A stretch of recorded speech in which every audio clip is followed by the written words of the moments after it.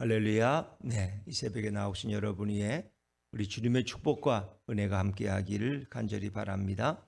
자, 이제 우리는 동방 박사들이 태어나신 아기 예수께 와서 황금과 유향과 몰약을 예물로 드리고, 이제 그들이 돌아갈 때는 다른 길로 돌아갔다는 거죠. 주의 사자의 지시를 받고, 그러니까 그 소식을 기다리던 헤롯 대왕은 분노해서 결국 유아 살해라는 엄청난 역사적 비극을 그가 일으키게 되는 것입니다.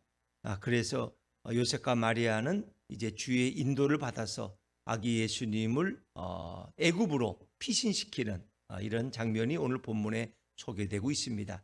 예수님은 태어나면서부터 이렇게 고난이 함께했던 분입니다. 태어나자마자 어린 아이가 불과 6개월도 안 된 사이에서 나사렛에서 애굽까지 먼 길을 여행한다는 건 결국 쉬운 일이 아니에요. 그래서 제가 그 예루살렘 성지순례 갔을 때 어디 이렇게 가게에서 보니까 그런 거 카드같이 생긴 액자가 있어요. 근데 그 그림이 참 귀하다 생각이 들어서 제가 가져왔는데, 이제 이사를 하다 보니까 어디 있는지 아침에 찾으니까 못 찾겠어요.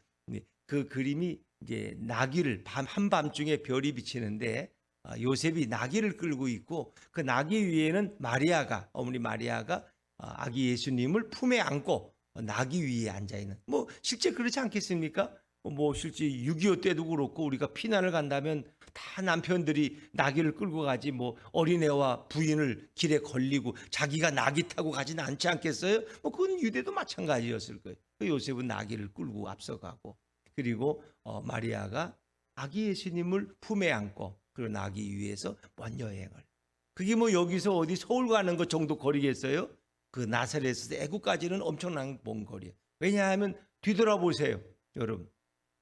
이스라엘 백성이 애굽에서 나올 때 그 출애굽 하는 데만 얼마나 걸려서, 그들은 40년 걸렸지만 물론 직접 뭐 가면은 거리를 차를 타고 가면 가까운 거리죠. 그러나 그것이 사막길을 거치는 그 험난한 길, 그게 결국 쉬운 일이 아니었을 것이다. 근데 그 험난한, 아무도 준비되지 않은, 뭐 여행 간다고 무슨 마트에 가서 물을 샀겠어요? 뭐 라면을, 컵라면을 준비해가지고 비상식품을 준비했겠어요? 갑작스럽게 그 위험을 피해서 주의 지시를 따라서 요셉이 일어나서 그렇게 먼 길을 갔다면, 그리고 애굽에서의 적어도 2년에 3년에 걸리는 그 긴 피난 세월, 그리고 다시 이제 헤롯 대왕이 죽었다는 소식을 듣고 돌아와서 나사렛에 거한 얘기, 이런 것들이 여기에는 다 포함되어 있어요. 근데 예수님은 태어나면서부터 이 고난의 시간을 보내시는 것을 우리가 볼 수 있어요. 그것이 얼마나 쉽지 않은 그런 시간이었을 것이다 하는 생각을 해봅니다. 자, 오늘 우리 13절 말씀을 다시 한번 읽어보십니다. 13절입니다. 시작. 그들이 떠난 후에 주의 사자가 요셉에게 현몽하여 이르되, 헤롯이 아기를 찾아 죽이려 하니 일어나 아기와 그의 어머니를 데리고 애굽으로 피하여 내가 네게 이르기까지 거기 있으라 하시니. 주의 사자가 요셉에게 현몽하여 이르되, 동방박사들이 떠난 이후에 천사가 와서 요셉에게 꿈에 말씀하셨다. 현몽하여 이르되 헤롯이 아기를 찾아 죽이려 한다. 그래서 참 이 세계의 역사를 보면은 메시아를 죽이려는 이런 사단의 시도는 끊임없이 이루어졌다는 거예요. 끊임없이. 그래서 가인과 아벨의 이런 그 형제잖아요. 근데 이제 결국 가인이 아벨을 죽이죠. 아벨은 의로운 자예요. 하나님 앞에 합당한 예배를 드려서 그 제사가 의롭다고 인정받은 자. 거기에 비하면 가인은 이제 그러지를 못해요.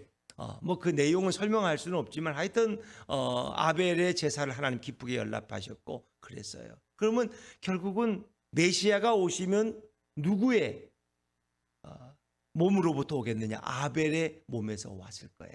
근데 가인이 어떻게 해요? 아벨을 죽이는 거죠. 결국 그 얘기는 뭐예요?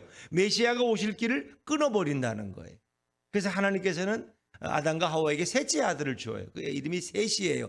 경건한 자, 의로운 자예요. 경건한 그 후손이 셋의 후손으로 다시 이어지는 거예요. 가인도 죽었고 아벨도 죽었으니까 결국은 뭐 가인은 또 저주받아서 뭐 나그네가 돼버렸고, 결국은 그러니까 아담과 하와의 대를 잊지 못해요. 아담과 하와의 몸에서 메시아가 오시지 않겠어요? 근데 결국은 가인이 아벨을 죽이는 이런 살해의 역사가 시작되죠. 자, 그리고 이제 이스라엘 백성들이 애굽에 있을 때 결국 헤롯은 뭐예요? 남자아이들을 다 죽이는, 남자아이들을 다 죽이는. 그래서 결국은 그 이스라엘 후손 가운데 오실 메시아의 길을 끊어버리는, 여자아들은 남겨놓고 남자아이들을 다 죽이는, 그것이 다 사단의 시도다. 메시아가 오심을 끊으려고 하는 사단의 시도. 그 다음에 사울 왕은 다윗을 굳이 죽이려고 하죠. 죽이려고. 그냥 살려둬도 되는데 자기 사위인데 뭐 그렇게 위험 요소가 되겠어요. 그런데 그렇게까지 다윗을 죽이려고 그렇게 음모를 꾸미고 애를 쓰고 그래요. 자기 뭐 첫째 딸을 준다, 둘째 딸을 준다 하면서까지 이렇게 사울이 왜 그렇게 집착하느냐? 그것은 사단이 이 메시아를 왜? 메시아는 누구의 후손 가운데 오니까? 다윗의 후손 가운데 오니까. 그걸 끊어버려야 돼. 이런 역사. 그리고 아기 예수님은 태어나자마자 결국은 헤롯에 의해서 죽임을 당하는 거예요. 이 모든 배후에는 바로 사단과 마귀가 있다는 거예요.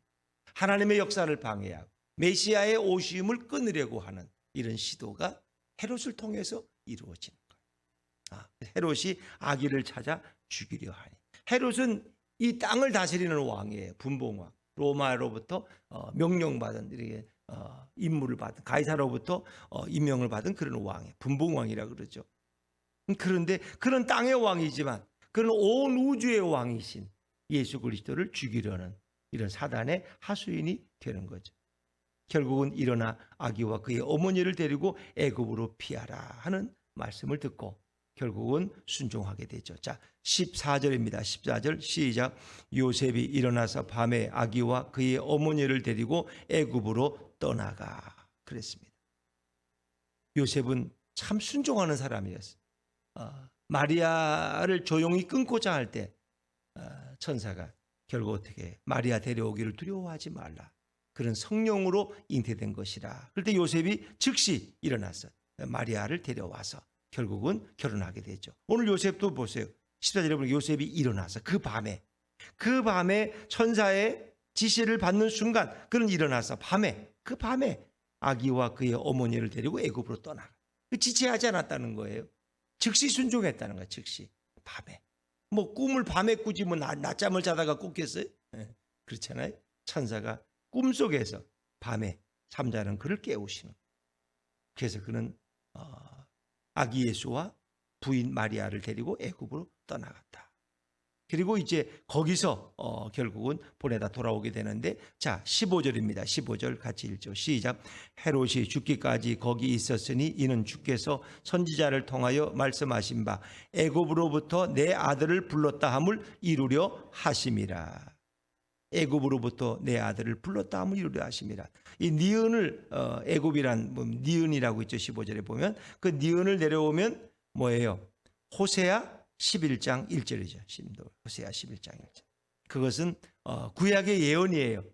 내가 내 아들을 애굽에서 불렀다. 그 첫 번째는 이제 지나간 역사에서 이스라엘 백성을 하나님이 모세를 통해서 애굽에서 불러서 가나안까지 인도하시는 그 첫 번째 예언이지만, 이제 그것은 과거의 설명이고 새로운 예언은 뭐예요? 결국은 하나님의 아들 대신 예수님을 애굽에서 불러내시는 거.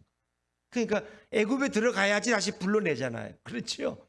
그래서 예수님이 애굽으로 피신해 있다가 다시 하나님이 그를 불러서 다시 나사렛으로 돌아오는, 이제 그것을 구약의 예언을 얘기하고 있는 거예요. 그러니까 예수님이 이 땅에, 하나님의 아들이 이 땅에 오신 것은 구약에 다 예언되어 있고, 예수님이 오신 것은 그 예언의 완성, 예언의 성취라는 걸 오늘 본문은 강하게 주장하고 있는 거예요. 그러니까 예수님은 갑자기 그냥 오늘 태어나신 분이 아니라 구약의 다 예언 속에서 준비되었다가 때가 이름에 카이로스, 때가 되음에 이제 하나님이 예수님을 이 땅에 보내셔서 그러니까 마리아의 몸을 통해서 출생하게 된 이런 과정을 얘기하는 거예요. 그러니까 마태복음 기자가 계속 강조하는 게 뭐예요? 예수님은 이 땅에 오신 메시아, 그분은 바로 예언되었던 분이다. 구약이 예언하고 있는 그분이 이제 지금 우리에게 오셨다는 거예요.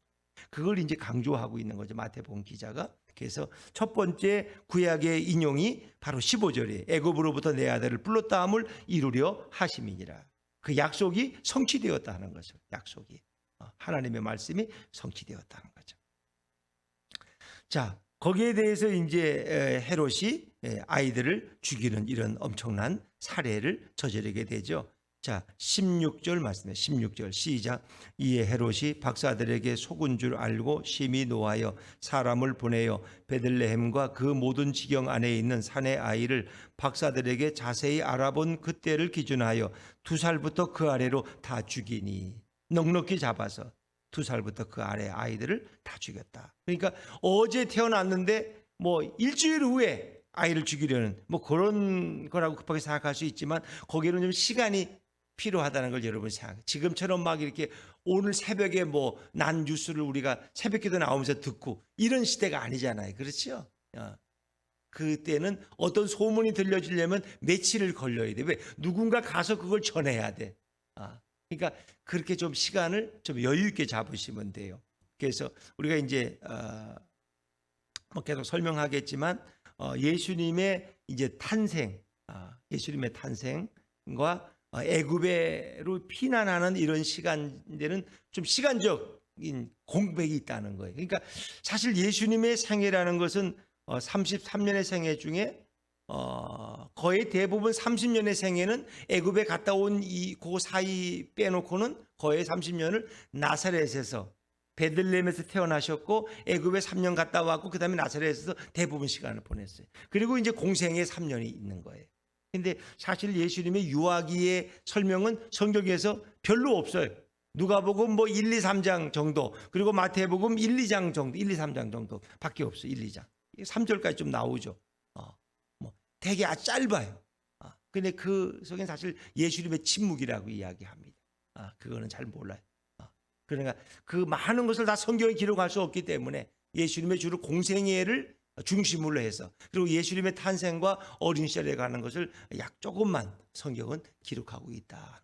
그래서 왜냐하면 우리가 마지막에 보면은 복음서의 마지막 이 모든 일을 다 기록하기에는 세상에 있는 모든 책을 다 동원해도 부족하다는 거예요. 그러니까 아주 중요한 것들만 예수가 우리를 구원하러 오셨고 그분이 하나님의 아들이시고 그분의 중요한 메시지들만 성경은 기록하고 있는 것이다. 그래서 여러분들이 이제 그건 조금 정리할 필요가 있어요. 이렇게 베들레헴에 호적하러 와서 아기 예수님이 태어났을 때 제가 첫날도 말씀드렸지만 이제 처음으로 경배한 이들은 그 베들레헴 들에서 양을 치던 목동들 천사가 와서 고지했잖아요. 다윗의 동네에 오늘 구주가 나셨다. 큰 기쁨의 좋은 소식을 내가 너에게 전한다. 그 천사들이 와서 한밤중에 전해니까 그 목동들이 뛰어가서 아기 예수께 이제 그때는 이제 그 마을구 위에 누워 계시는 아기 예수님 마구간에 거기서 이제 그들이 경배하며 기뻐하고 즐거워하며 돌아왔죠. 이제 그게 이제 첫 번째 경배예요. 첫 번째. 그리고 나서 우리가 누가복음 2장에 보면은 아이가 태어난 지 8일 만에 이제 그 헌신례를 위해서 정결 예식을 위해서 정결 예식 8일이 끝나면 정결례에 예물을 드려야 돼요. 그래서 베들레헴에서 예루살렘까지는 한 10km 정도 우리 성지순례 가도 한 30분 정도면 뭐 시내에서 베들레헴에 도착할 수 있어요. 그러니까 그 거리를 걸어서 예루살렘에 가서 이제 누가복음 2장에 보면은 자세히 나와요. 뭐 비둘기 몇 마리를 이렇게 드린 거예요. 그리고 다시 돌아와서 다시 이제 돌아와서 나사렛에 잠시 거했겠죠. 근데 그때 어떤 일이 일어났느냐? 그때 동방박사에 돌아가면서 헤롯 대왕이 속은 것을 알고 유아 살해령을 내린 거예요. 아기 예수를 찾기 시작하는 거예요. 그래서 나사렛에 돌아오자마자 얼마 못 있고 결국은 애굽으로 한밤중에 짐을 싸가지고 이제 피신하게 되는 거죠. 그리고 돌아올 때는 결국은 태어난 베들레헴으로 가지 않고 나사렛으로 가서 거기서 유년 시절과 청년 시절을 보내게 되신 거죠. 뭐 예수님이 공생에 30살이니까 30살도 청년이라고 할 수 있겠죠. 그러나 이제 그의 청소년기를 유아 시기를 나사렛에서 보냈다. 그래서 나사렛 예수란 그런 별명이 예수님께 붙어 있는 것을 볼 수 있죠. 그래서 이제 그때 그 베들레헴의 지역에 그 뭐 수십 명에서 수백 명의 아이들이 결국은 다 죽임을 당하고 말은 거죠. 근데 이제 거기에 대해서도 구약의 예언이 이루어졌다고 마태복음 기자는 설명하고 있죠. 17절, 18절입니다. 17절, 18절을 같이 읽죠. 시작. 이에 선지자 에레미야를 통하여 말씀하신 바 라마에서 슬퍼하며 라헬이 그 자식을 위하여 애곡하는 것이라. 그가 자식이 없으므로 위로받기를 거절하였도다 함이 이루어졌느니라. 아멘. 10절 18절은 이제 이렇게 아이들의 그 많은 유아들의 살해 사건을 구약의 예언으로 오늘 마태복음 기자는 기록하고 있는 거예요. 18절에 보니까 라마에서 슬퍼하며 디귿 보면 에레미야 31장 15절이에요. 이제 근데 뭐 다른 별 얘기는 없고 사실은 이제 라마라는 곳은 이 라마가 이제 결국은 베들레헴의 옛날 이제 지명으로 쓰여지는데 그것이 그 라헬 야곱의 둘째 부인인 라헬이 베냐민을 낳다가 난산에서 죽었어요. 그리고 그 라헬이 바로 이 베들레헴에 묻힌 거예요.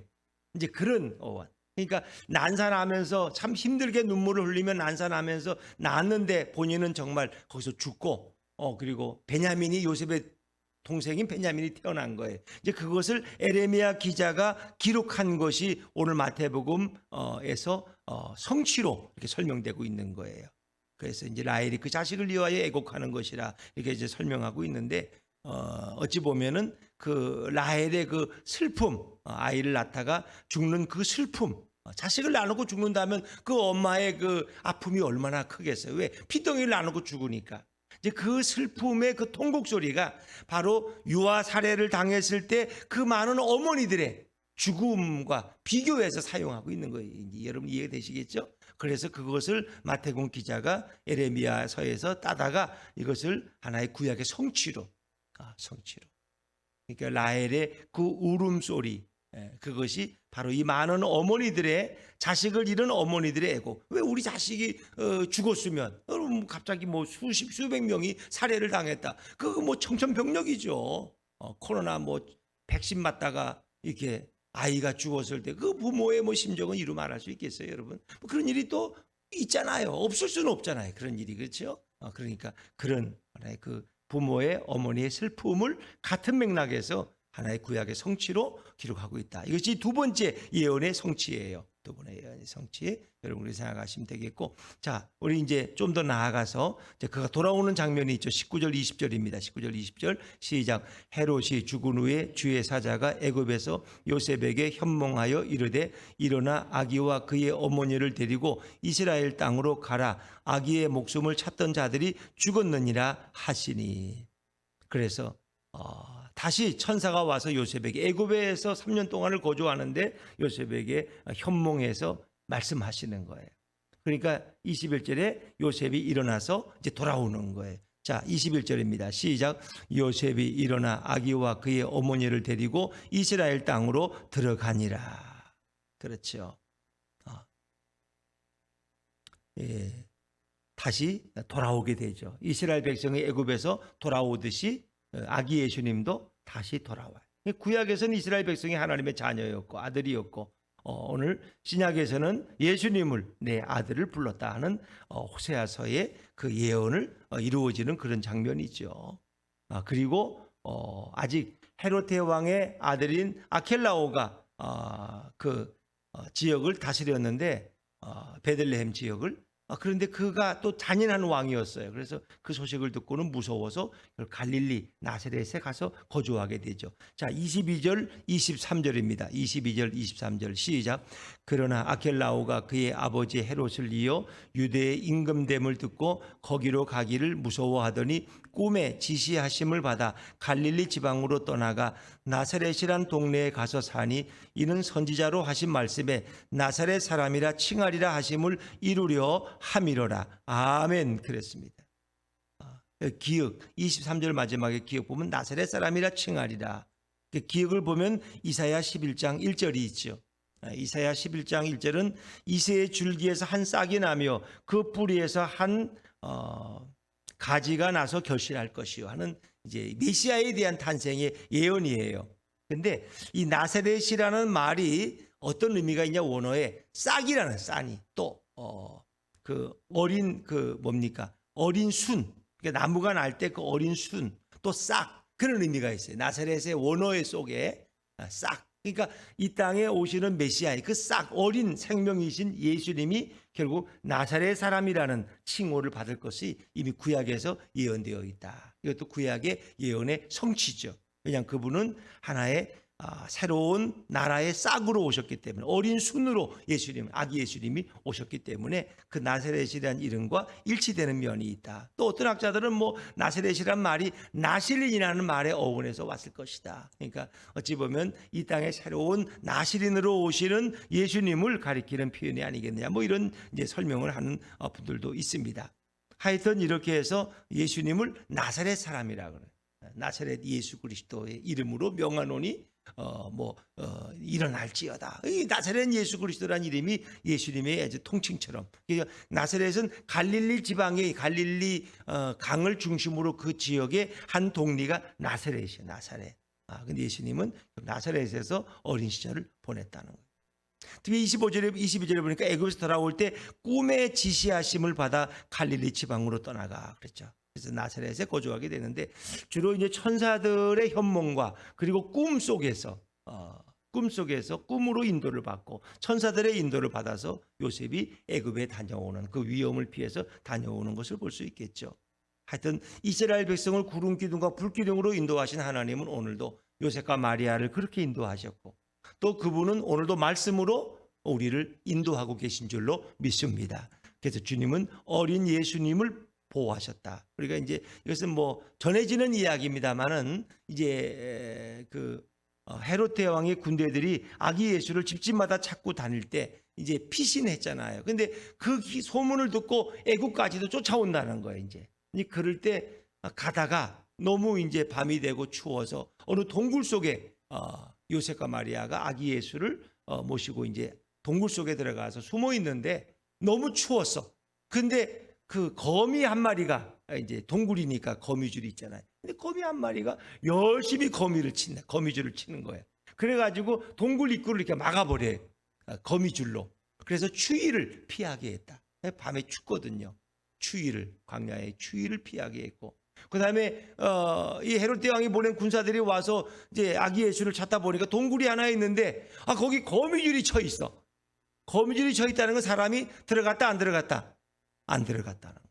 그래서 아예 거미줄을 안 했다. 왜? 거미줄이라는 건 이거 생기려면 몇 달 동안 생겨야지 이만큼 생기는데 누가 들어간 흔적이 없다는 거예요. 그래서 그들이 그냥 지나쳐서 아기 예수님이 하나님에 의해서 보호받았다는 것을 이제 그냥 전해지는 얘기예요. 그 성경에 있는 얘기는 아니고, 그러나 이제 이렇게 그 아무런 준비 없이 나사렛 베들레헴에서 애굽까지 먼 길을 가는 그런 아기 예수님과 요셉과 마리아의 일행을 바로 우리 하나님께서 보호하셨고 천사들을 통해서 그 길을 인도하셨다 하는 거예요.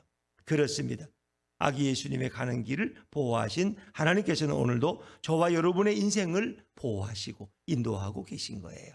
그래서 동방박사들이 오는 길은 별로 인도하셨고, 또 그들이 돌아갈 때는 주의 천사의 지시를 받고 다른 길로 해서 헤롯 왕을 만나지 않고 다른 길로 동방으로 돌아갔고, 또 요셉과 마리아가 순종할 때 천사들을 보내서 꿈속에서 말씀하셨고 그들을 인도하셨다. 오늘도 우리 주님께서는 성령으로 우리에게 역사하시고 말씀으로 우리의 갈 길을 인도하시고 천사들을 통해서 우리의 갈 길을 보호하고 계신 것이죠.